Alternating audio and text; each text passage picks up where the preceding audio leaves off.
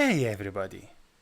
If you are happy with using constraint layout, that is really great. So if you want to design your layout and you are happy when you design and this layout working on different devices with same quality, that is great.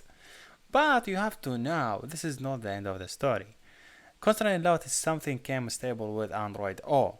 So there is thousands of application and thousands of the code you see it in the GitHub will not use constraint layout. That doesn't mean you have to use that code, but when you go and you want to read that code, you cannot read it because you only know how to work with constraint layout.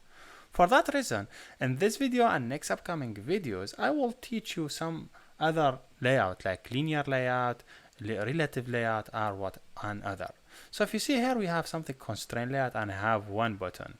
And if you see whatever we add, he will create it beautiful for us. But if you go to design, here we have constraint layout. Many code you will see they don't use constraint layout, they use relative layout. Okay, relative layout is totally different from constraint layout. If you see it here, I just want to change my layout here. If you see it, this is the button.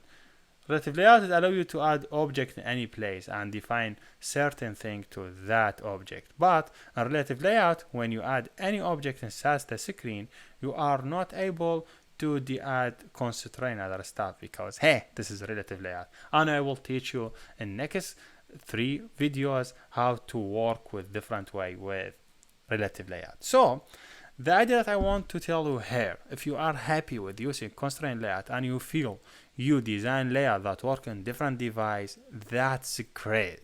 So don't think about next upcoming video how to design with them, but you have to study them because you will see a lot of code. You have to understand it. So yes, you have to know next 3 videos about linear layouts and layout design weight and table and grid. And just get overview how they work and how they design. And if you don't like them, just continue using constraint layout and you are still in right direction. Yeah, here we're done and thank you for watching.